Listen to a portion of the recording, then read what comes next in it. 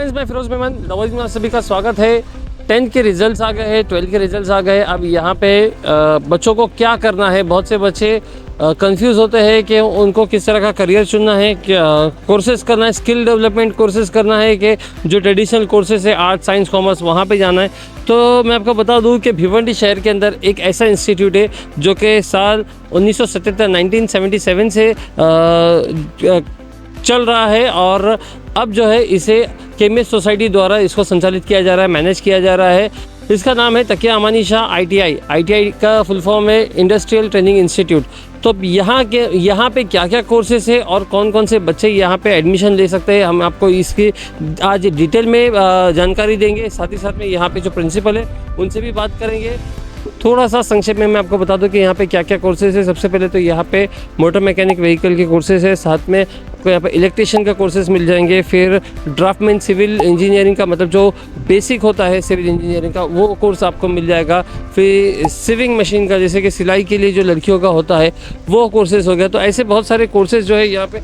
उसके बाद में फिटर का हो गया, जो वेल्डिंग वगैरह करते हैं, तो मतलब किसी भी चीज़ को वो लोग फैब्रिकेटर जो होता है तो उसका फिटर का जो कोर्स होता है तो वो हो गया। तो ये सारी चीज़ें जो है यहाँ पे आपको अवेलेबल है।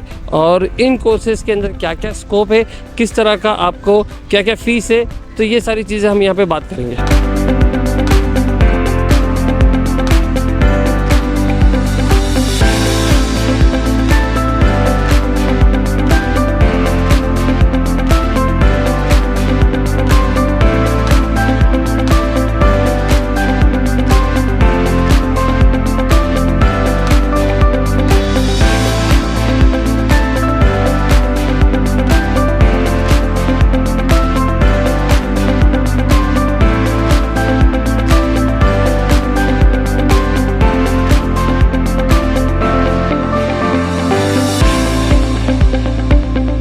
सर, आप बताएंगे कि आपका जो तकिया अमानी शाह ITI सेंटर है तो इसके अंदर क्या क्या कोर्सेज है आपके पास में और कौन से बच्चे इसमें एडमिशन ले सकते हैं? हमारे पास सर 6 कोर्सेज है।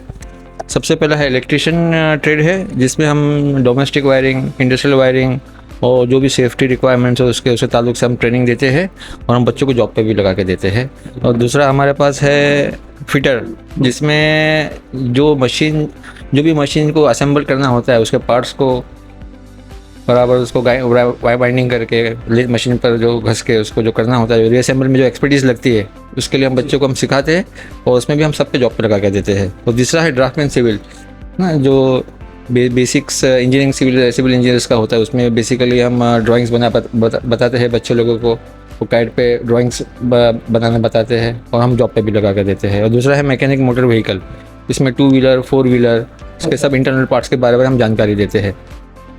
तो ये जो कोर्सेज है ये कितने साल के हैं? ये जो मैं आपको जो 4 कोर्सेज बताया हूँ सर, ये सब 2-2 साल के कोर्सेज है। अच्छा। और सेकेंड ईयर हाँ है, और हमारा दिल्ली एफिलिएटेड है, ये दिल्ली से इसका एग्जाम्स होता है सर। तो सर इसमें कौन से बच्चे आ सकते हैं, जैसे कि 10th पास चलते हैं कि 12th पास चलते हैं? नहीं, इसमें 12 पास भी चलते हैं, लेकिन बेसिक्स जो है इसका 10th पास पे चलता है। अच्छा। कि हम लोग जो रजिस्ट्रेशन करते हैं उसमें 10 के बेसिस पे रजिस्ट्रेशन होता है। तो सर ऐसा हो सकता है कि बच्चे 10th का साथ में कोई दूसरे फैकल्टी करते हो और उसके साथ साथ में साइमल्टेनियसली ये करो? नहीं सर, ऐसा आर्ट्स में या साइंस में नहीं, इसमें देखो कैसा है सर कि ये ऑनलाइन पोर्टल में रजिस्ट्रेशन होता है। अच्छा। हाँ, तो उसमें जो सीट नंबर्स होती है 10th की, तो वो हमको डालना पड़ता है और अपलोड करना पड़ता है, तो डबल रजिस्ट्रेशन क्लैश हो जाएगा। वो एक डुअल सिस्टम है, निकला हुआ है, लेकिन वो पाइपलाइन में है, इंशाल्लाह वो भी आगे हो जाएगा वो। तो सर ये जो कोर्सेज है थोड़ा सा इसको आप वाजे करेंगे कि इसको लेकर आगे बच्चों को क्या फीचर मिलता है? सर इसमें बेसिकली देखो कैसा है कि बच्चे जब 11वीं 12वीं करते हैं, जैसे आर्ट साइंस कॉमर्स लेते हैं, वो आगे पढ़ाई के लिए बाद में BCom में जाते हैं, BSc में जाते हैं, BA में जाते हैं। लेकिन ये जो 2 साल का जो कोर्स है उसमें हम बच्चे के हाथ में एक हुनर दे रहे हैं, बच्चा खुद मुख्तार हो जाता है। वो जैसे कि जैसे कि एग्जांपल मैं बता रहा हूँ आपको कि जैसे कोविड के टाइम पे है ना, सबकी जॉब्स गई थी, लेकिन ये जो मुख्तार जो जॉब्स है, जैसे कि ये स्किल जॉब्स जो बोलते हैं आपको, तो इसमें बच्चा बिल्कुल मतलब जॉब्स पे थे, इतनी डिमांड्स थी। जैसे आप घर में आपके इलेक्ट्रिशियंस का कोई काम निकला है, सब दुकानें बंद है, लेकिन बच्चे के हाथ में हुनर है। ऐसे जैसे गाड़ी बंद पड़ गई तो बच्चे के हाथ में हुनर है, तो बच्चा कभी भी खाली नहीं रहता है, यानी कि उसके जो इनकम हमेशा जनरेट होती रहती है सर।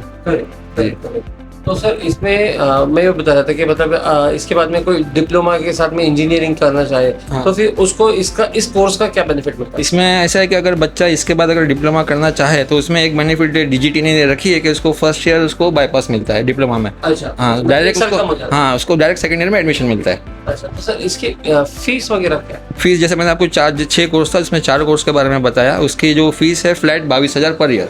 अच्छा, उसमें हम बच्चे लोग को इंस्टॉलमेंट की सुविधाएं देते हैं।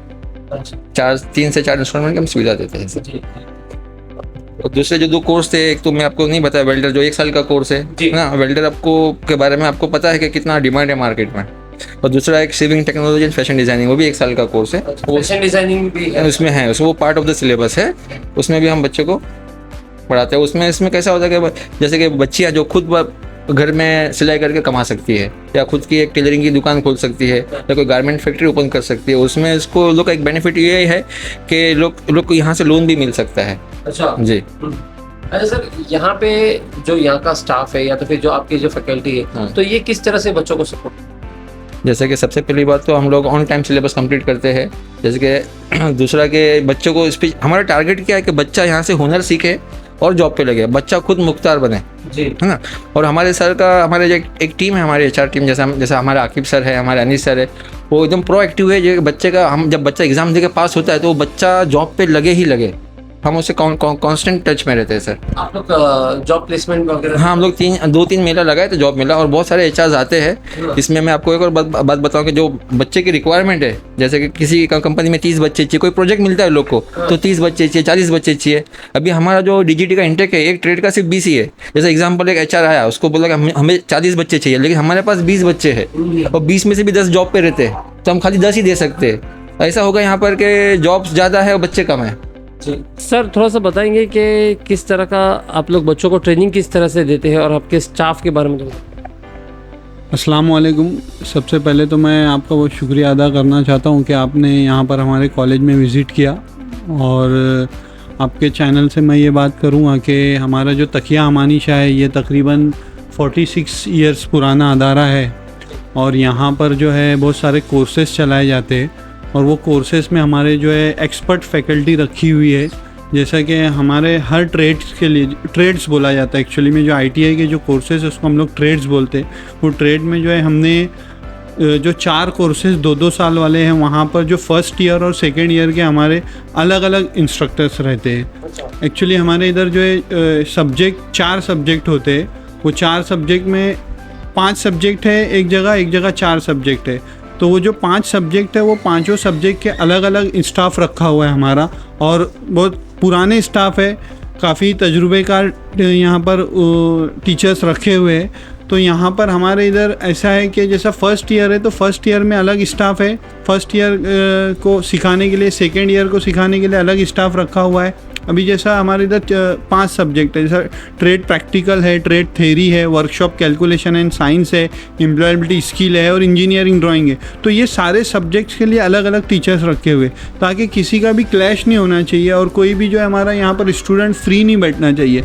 ये वजह से हमने जो एक्स्ट्रा में भी टीचर रखे हुए, ताकि हमारा जो है ये हमारा अदारा जो है वो बराबर से चलता रहे।